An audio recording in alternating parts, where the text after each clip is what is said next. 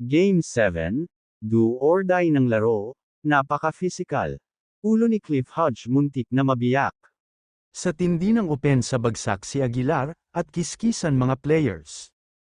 Pringle-tangle sapatos, sa kakalaro para manalo. Mga perkoy, kung bago ka lang sa aking channel, mag-like, comment, share, subscribe at e-click ang notification bell, para updated ka sa mga bago kong video. Salamat po.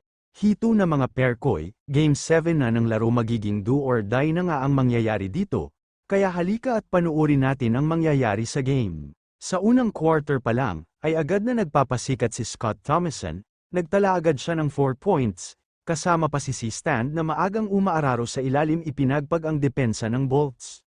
Bumawi naman kaagad sa kabila sina Bong Quinto, Chris Newsom at Banchero na labis ang enerhiya na ipinapakita nila.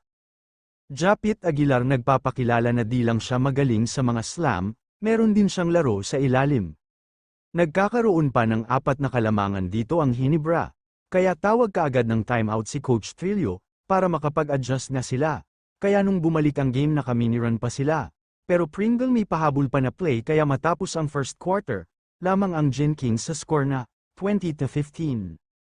Nagsimula ang second quarter, ay agad uminit sa opensa si Stanley Pringle, ayon nga tangle sapatos niya sa kakalaro ng mabuti para manalo ang Gen Kings. Tumira nga siya ng magkasunod na 3 points, same spot same result din. Ganun-ganun lang lumobo agad sa Onzi, ang kalamangan ng Barangay Hinebra, kaya napa-timeout ulit ang Meralco Bolts.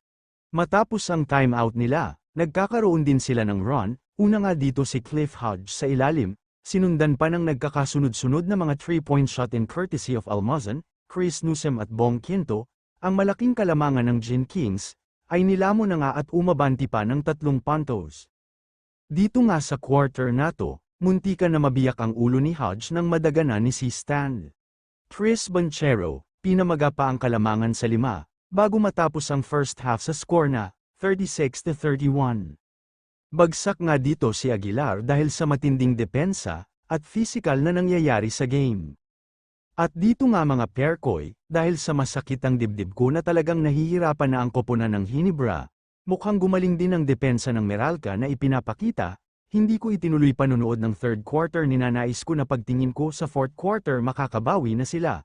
At ayun nga matapos ang third quarter, ito ang score, 62-51. Fourth quarter lumayo ako sa Live na LAR, para nagbaka sakali na pagdating ng 2 minutes ng end of the fourth quarter Hinebra na mananalo, pero as of the moment nung pagtingin ko sa score, lagpak pa rin ang Hinebra sa ilalim baynon na sa lupa, ay ayon nga masakit na pagkatalo ang inabot nila. Mga perkoy, mag-comment kayo sa baba ano mga nais ninyong sabihin sa nangyari ng laro. Salamat po.